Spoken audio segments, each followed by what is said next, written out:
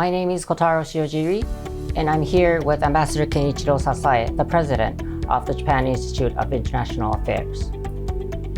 We first met in Washington, D.C. when you were the ambassador of Japan to the United States, and I was a young diplomat then and later became your chief of staff, but it is an honor to be here with you today.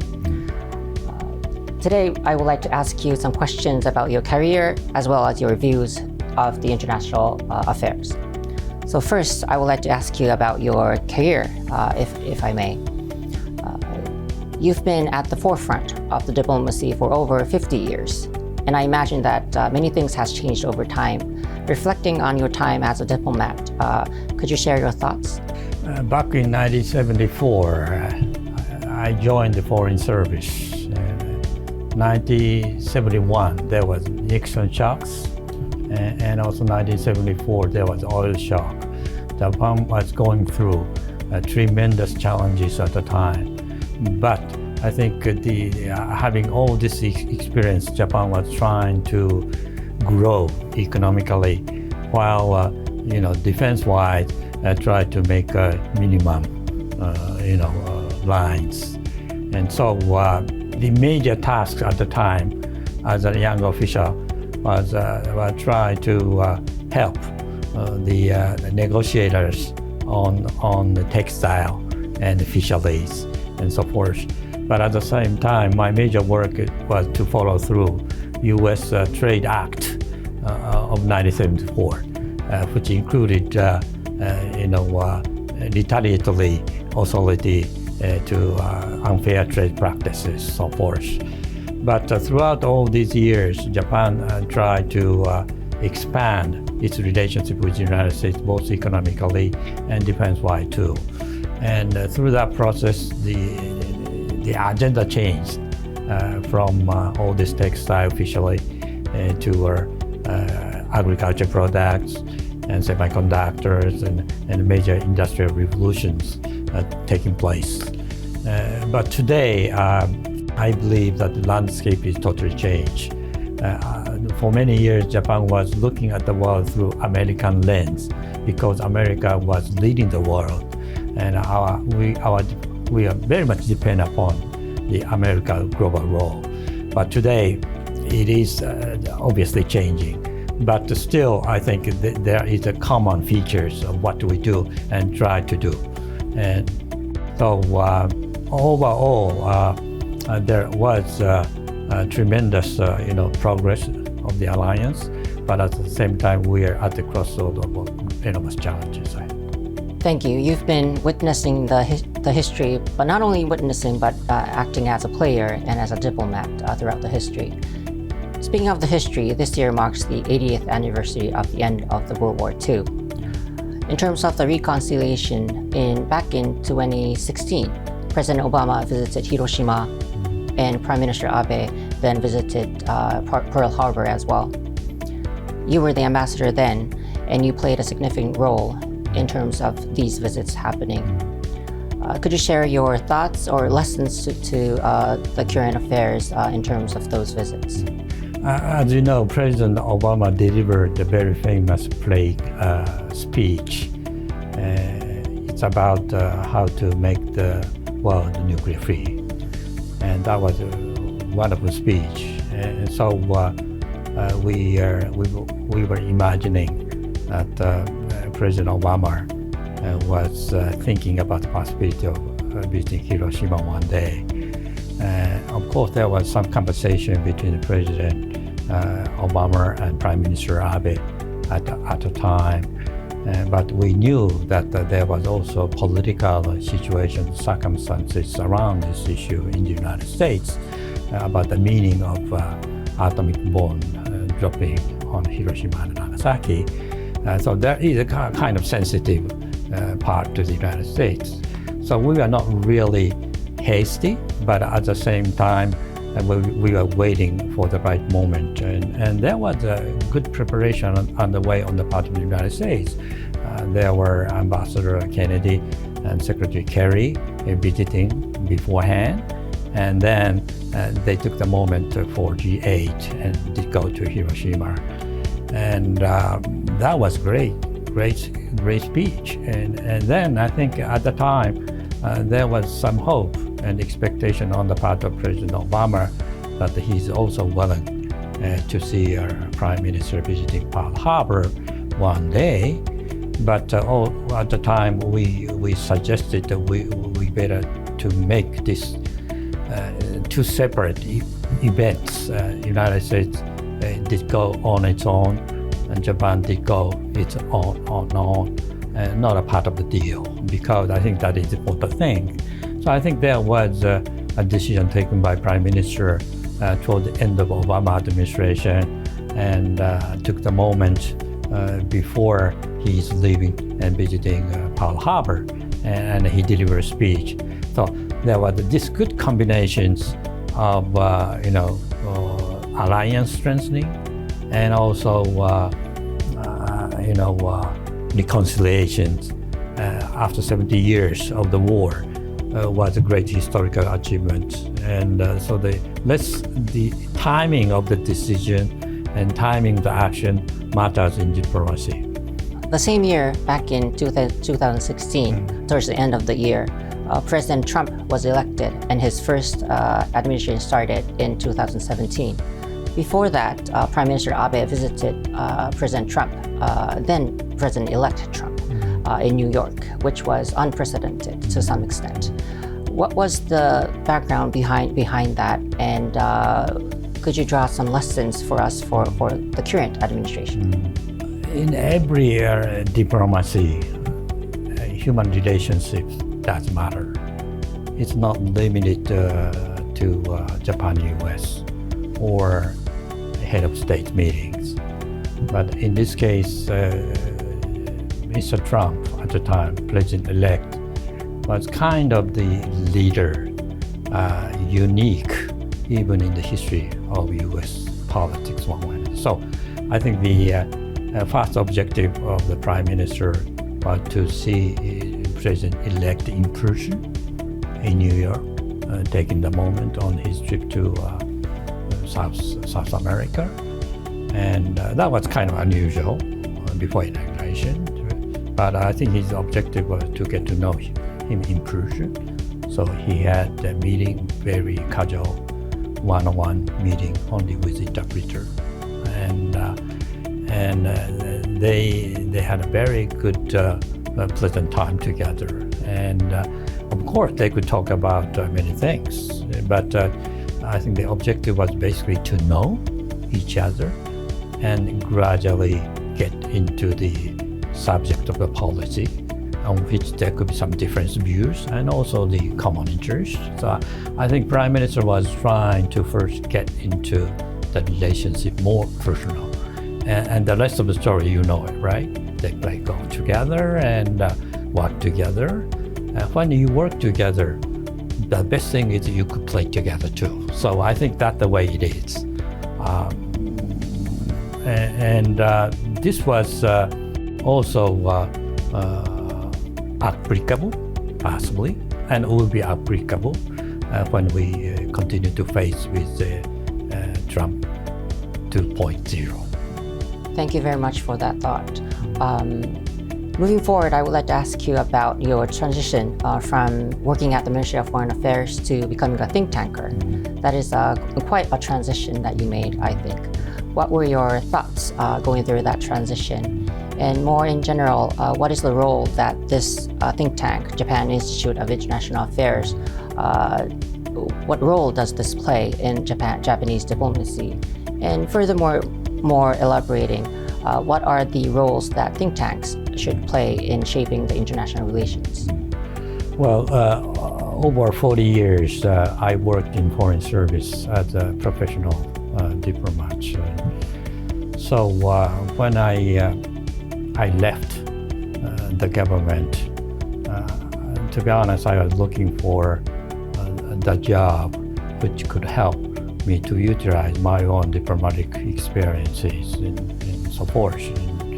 So when there was a chance for taking a job as a president of this JIIA, I was very happy, and because I thought that my experiences might help to make the institution more valuable and also stronger and reaching out to the world. And then, so what does this international institute do? This JIIA was created by Prime Minister Yoshida back in 1950s. This was created out of the experiences before the war and during the war.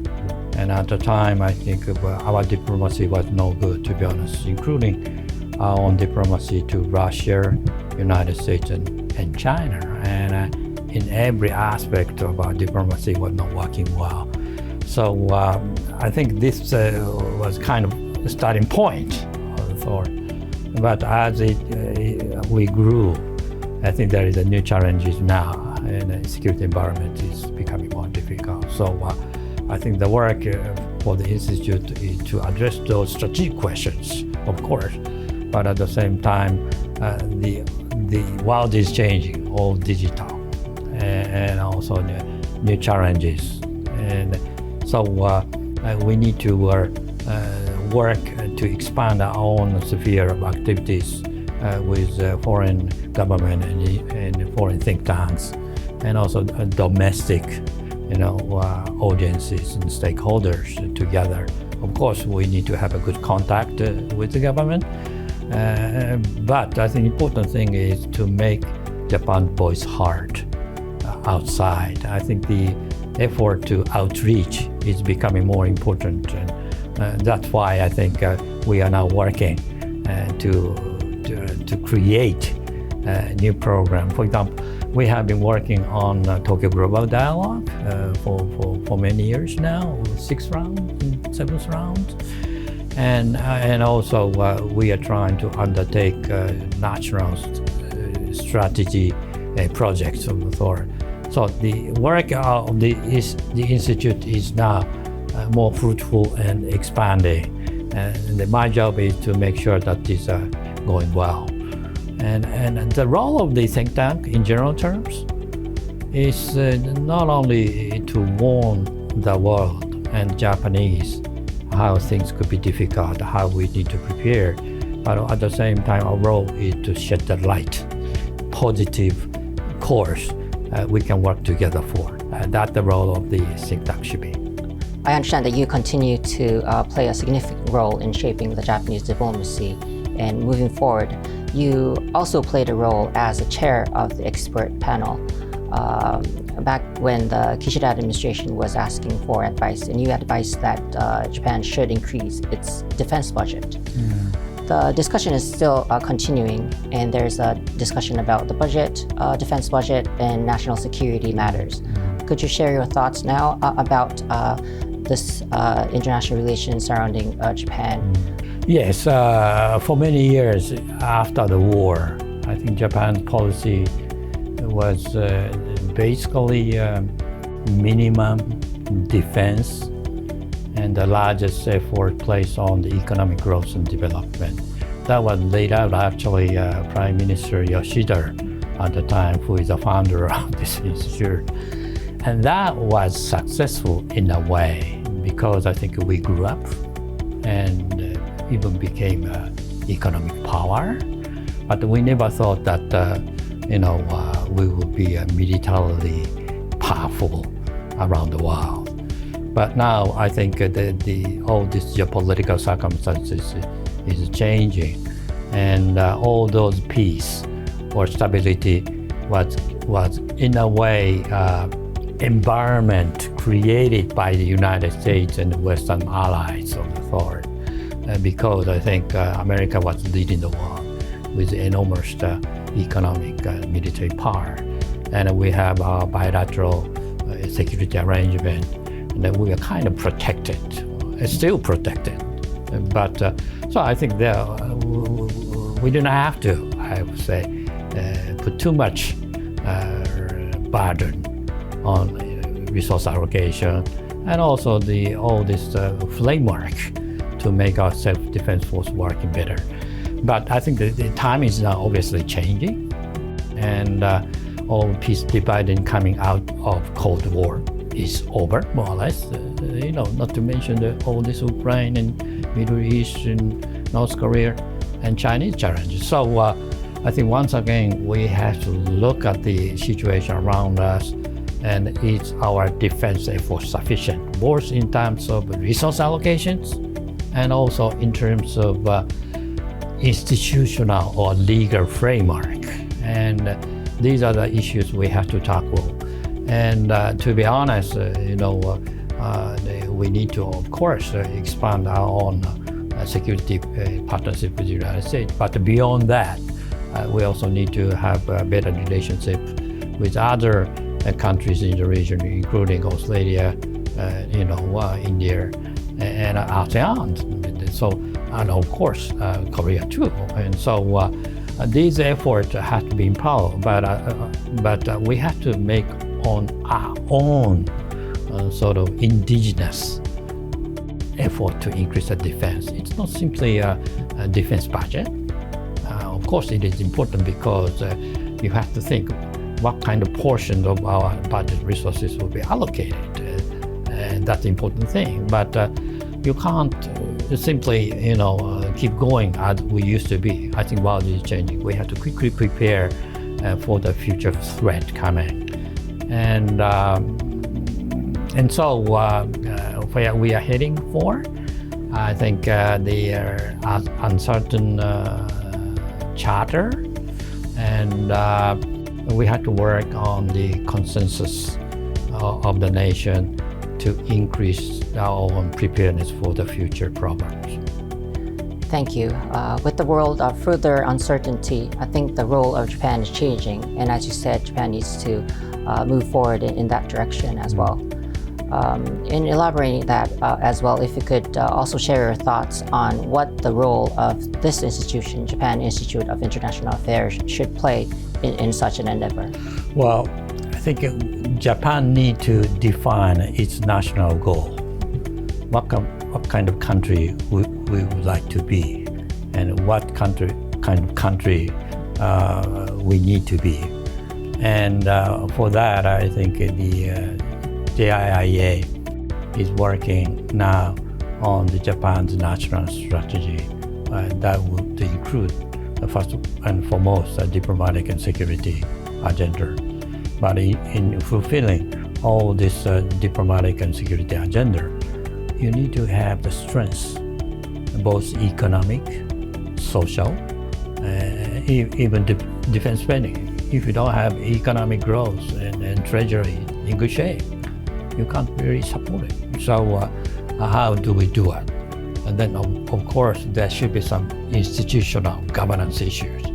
Even though if there is this set of policies, goals, unless there is a governance good, you can't do it. So all these three categories of agenda, we have separate working groups now and working on. I hope that we could deliver a good medium report and follow to be a final report within 3 years. That's what we are doing. But another thing is that we are establishing a global outreach center now. And the objective is, one important objective is to get the Japanese known to the world, and also to remind the Japanese public that this is what we are going to be in the future and what we need to be. So with this, we are now embarking upon the new project for the future. I hope that there could be a good support from both government and public and political circle too. Thank you very much. Today we heard from Ambassador Kenichiro Sasae, the President of Japan Institute of International Affairs. Thank you, Ambassador. Thank you.